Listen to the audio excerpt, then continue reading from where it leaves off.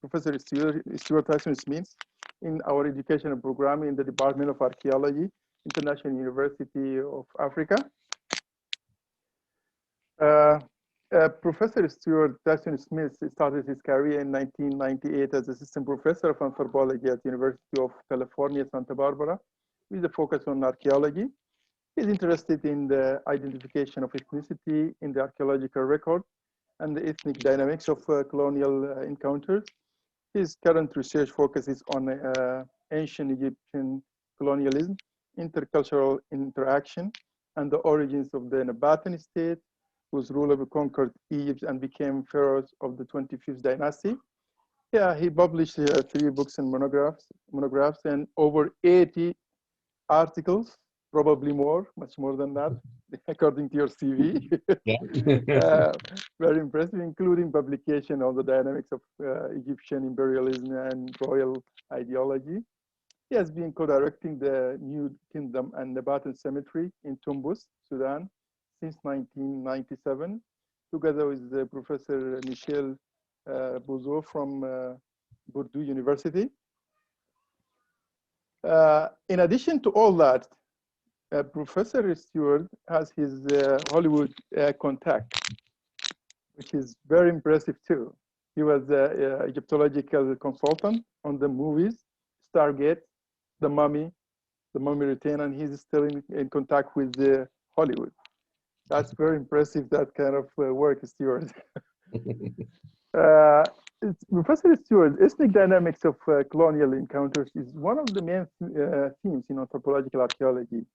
How do you see this ethnic dynamics in ancient Nubia? So one of the first things to think about in terms of ethnic dynamics is that ethnicity, although it's always constructed as an essential category. So you're born into an ethnicity, you have the membership in that, and you're a member for life, and it doesn't change. But what we know from the reality of ethnic dynamics is that it depends on the particular social context that you're in, the particular social dynamics, and that it can change, and it's contingent on both subconscious ideas, but also strategic positioning of people. So the other thing about ethnicity is that it is one very important sort of aspect of identity, but at the same time, it's not always the most important one. So as an archaeologist, when you're looking for ethnicity, you can't simply identify a culture and call it an ethnic group. Just because you see widely shared practices and so on, and you see material culture that's similar, that doesn't necessarily equate to ethnicity. That's culture. It's a set of shared practices. Ethnicity is a very specific kind of identification of individuals who have a sense of primordial ties, so that they have, it usually makes an appeal to ancestry and some common cultural features, but it plays out in a specific kind of context, especially where identifications of self and other are involved. So ethnicity isn't just the definition of self, saying I'm part of this group, but rather is an identification rather of contrast. So I'm a member of this group, and these other groups are different from me. And so archaeologically, you want to look for context, and historically as well, where that dynamic plays out. So colonialism is a good arena to understand that, because you immediately have kind of conflicts and tensions between the colonizer and colonized. And that's a situation where ethnicity might come to the fore as a means of separating the two groups and identifying, the colonizer as one specific kind of ethnic group in opposition to the people who are colonized. And this is what we can see both historically and archaeologically between ancient Egypt and Nubia. And so particularly in the way Nubians are depicted in Egyptian art, you see a very strong separation between Egyptians and Nubians, also Egyptians and the peoples of Western Asia and of Libya. So you have a very strong sense of what is Egyptian, but that sense of Egyptianness is also defined by the otherness of the people who surround them. So you see Egyptians represented with a certain kind of dress, a certain kind of costume, a certain kind of religion, and so on, and the people around Egypt represented with a contrasting set of features. And so you see in these kind of ethnic stereotypes that the Egyptians created, that sense of contrast. And so on big monuments, even monuments built in Nubia, you'll see the king defeating enemies, and those will include Nubians that are depicted in this ethnic stereotype. So you can see that construction of self and other. In Egyptian ideology, it served the purpose of legitimating royal power. So it showed that the king was defeating the enemies that surrounded Egypt, who were quite literally the enemies of order itself. So the king symbolized order and right, and the enemies symbolized disorder and chaos. And so the Egyptian king tamed and brought that disorder under control as part of a larger Egyptian regime.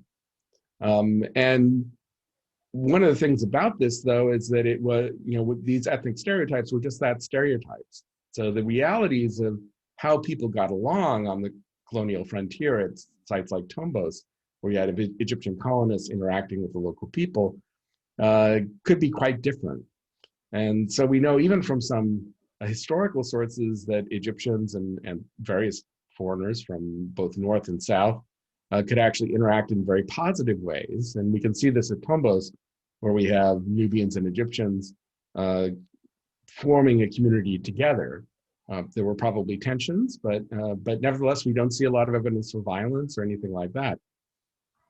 In a similar way, we see a lot of Nubians adopting various aspects of Egyptian culture and practices. And yet, at the same time, that ethnic dynamic could play out in some interesting ways. So again, going back to the question of ideology and these ethnic stereotypes, we have examples of Nubian princes, sort of the various rulers that made up what once was the kingdom of Kush that was controlled by the Egyptians, and they used those local rulers to help with the empire. At home, those local rulers depicted themselves like Egyptian officials. So you look at their tombs, they appear in the dress of Egyptians, they appear acting in various roles that a typical Egyptian official, a member of the elite would do. Sometimes even their skin color is represented as the same color as Egyptians. Egyptians were represented with a red skin color, Nubians with a dark brown or black skin color, and then people from Western Asia and Libya with a yellow or lighter color, kind of reflecting the gradual change in darkness that you see naturally in North Africa. But at the same time, these same officials are represented in Egyptian tombs paying tribute to the king in a grand ceremony called the presentation of Inu, which was Inu is kind of, it's usually translated as this tribute, but in a way it's kind of a formal gift to the king. So it establishes a relationship between both Egyptians and foreign peoples and the king. But as a part of this ceremony, those same officials these Nubian princes, who in their tombs depicted themselves as Egyptian, dressed up like Nubians. So in that ethnic stereotype. So those officials weren't useful to the Egyptian ideology as representatives of an Egyptian colonial government, but they were useful as representatives of those tamed forces of chaos, the ethnic other, that the king demonstrated through the ceremony he had controlled. And so as a result, they dressed up, they wore panther skins, which is a part of the typical outfit, or the stereotypical, I should say, outfit of the Nubians. They wore a particular kind of wig and ostrich feathers in their hair, different kinds of jewelry, and so on. Archaeologically, this plays out in interesting ways as well. So at Tombos, we see, for example, most of the burials are in Egyptian style. So they're, laid out on their backs. We have a lot of evidence for heavy wrapping, probably mummification. They're often placed in coffins and so on. But interspersed within those burials, we see the burials of women in Nubian style. So they're in the flexed position, contrasting completely with Egyptian burial practice, but going back to the traditional burial practices that existed before the Egyptian conquest. And this again, you have to decide, is this just culture? So are these women just doing it because that's their tradition? Or were they making a statement by insisting on being buried in this way? And I think here's an example where we can see that they were indeed making a statement. So when you think about how a funeral would have taken place, it would have been a huge contrast to a typical Egyptian funeral where the mummy would be carried out, the rituals would be performed before it, they'd be brought out in a coffin and so on. In contrast, these Nubian women would probably have been brought out on a bed. We do have at least evidence for a couple of beds that we found that were buried with the women in a long-standing tradition. And so this would have been a very strong assertion of a Nubian identity. And so again, I think this is where ethnicity comes about. And ethnicity can, be the creation of these kind of negative stereotypes that the Egyptians had, but they can also promote internal solidarity. So these women, in the face of Egyptian colonization and cultural hegemony, are signaling their identity as Nubians as a kind of act of resistance to the Egyptian colonization.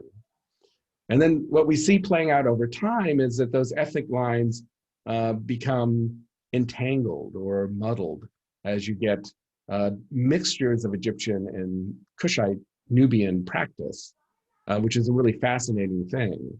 And again, one can see this as a means of kind of reasserting a Nubian identity, but ultimately coming up with a new kind of identity that interweaves elements from both cultures. And this in itself has the effect of eroding those kind of imperial configurations of ethnic stereotype, of royal power, of Egyptian self and foreign Nubian other, and instead, creates a kind of new set of configurations that I think allowed those Kushite kings who became pharaohs to create their own kind of pharaonic kingship that, of course, was very successful, lasting over centuries.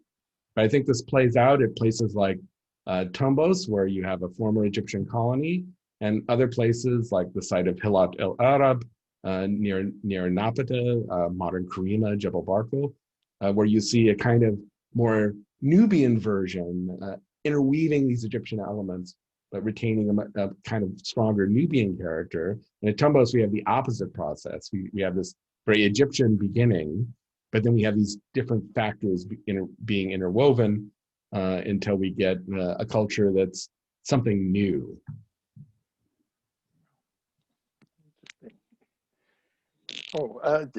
Thank you very much, Professor Stewart. It just came to my mind a very short question. I'm not supposed to ask question, but you made me very excited about your subject. So it's just a short question about what is this kind of cultural interaction, what you see on the burial. Is it among elites only or also among the public at that time? Yeah, and this is my cat, Isis. Yeah, I can see that. I hope it's okay if she joins us. She's excited too. Yes. Yeah. And that's one of the interesting things is that on the one hand, strategically, it definitely involves the elite in very specific ways, because you can make these kind of assertions, like those Nubian princes who at home emphasized their Egyptianness, probably because this helped reinforce their power as colonial leaders in a local context. But then when they went to Egypt, at least for the purposes of the ceremony, they had to dress up like Egyptians. and I mean, excuse me, they had to dress up like Nubians. And I don't think they would have had much of a choice in doing that. They were these big events would have been carefully choreographed as a big show of royal power, and so they had to play along. And they knew that in order to reap the benefits of being an important official in Egypt, they had to shift identities like this in a very deliberate, conscious, and strategic way. But you know, on the colonial frontier, then where you see these kind of entanglements, it's not just the highest level of official, but it's the broader society as well. So we see, at least in a place like Tombos, now granted, you know, Tombos is a very prosperous community, and so these aren't the poorest people, but we do see quite a range of kind of social position based on the amount of grade goods that were included with the burials that we can use as a kind of proxy for wealth. And there we can see a lot of, you know, more modest burials are also showing these kinds of entanglements and these assertions. And in fact, the Nubian women is a really interesting case study because none of these women that we found are the most important people at Tombos. They're buried in with other people. They seem to have had a, you know, prominent position in society. They're not isolated from the rest of the community. They're buried right in amongst other members of the community, and they seem to have been well off, but they're still, you know, rather modest in terms of their means and burial. So, you know, we see them with these you know, again, kind of deploying ethnic identity as a means of creating solidarity and as a means of pushing back against the empire. And then you also have the, you know, what I and other scholars have referred to as cultural entanglements. So these are partly these kind of conscious decisions about deploying either an Egyptian or a Nubian identity for advantage, but also just a matter of the consumption of different kinds of goods and adoption or rejection or adaptation of different kinds of social practices. And there again, we see it on a wide swath of society. So something as simple as these Egyptian women sometimes wearing an amulet dedicated to the little dwarf god Bes, who became very popular in a really Nubian context and was transformed into a god that was important in ways that we don't see in contemporary Egypt. And so you can see a kind of accumulation of choices. Various people like the Nubian women at our site being attracted to this god Bes for whatever reason, starting to worship him, wearing amulets. And you can see those decisions of individuals across a range of society having an impact on the trajectory of an entire culture and ultimately of a you know, major African kingdom and state that arose in the aftermath of colonization. But it's an intersection between, you know, the questions about power and so on, but also just preferences and the choices that people made in those kind of contexts of intercultural interaction that ultimately determine what the outcomes are. And that to me is the power of archaeology, is that we can gain access to the lives of people who aren't represented on the walls of temples, who aren't talked about in the historical record. I mean, these are the people who lived the experience of this kind of you know, borderland or frontier, or however you want to frame it, this zone of interaction between Egyptians and Nubians, between the Egyptian state and the emergence of this this new Nubian state. So it's a really nice way to get down towards something more like an everyday experience, a lived experience during these important periods of transition. Thank you very much, Professor Stuart. That was really very impressive and very informative talk for us and for our students. And hopefully we'll meet you again in one of our long interview, of course. Yeah. This is a short one. Hopefully we'll have a long interview with you one day. Inshallah. Inshallah. Yeah. Well, it's very much my pleasure to talk to you all, and again, I hope I can do this again, and maybe in person sometime. Yeah, and one day, inshallah, we will have you also in our department for a Yeah, public talk there, and also to have a kind of collaboration between us probably and UCSB one day yeah, absolutely. in the near future. Yeah. Thank you very much once again, Professor Stewart. It's our pleasure to have you. You're welcome.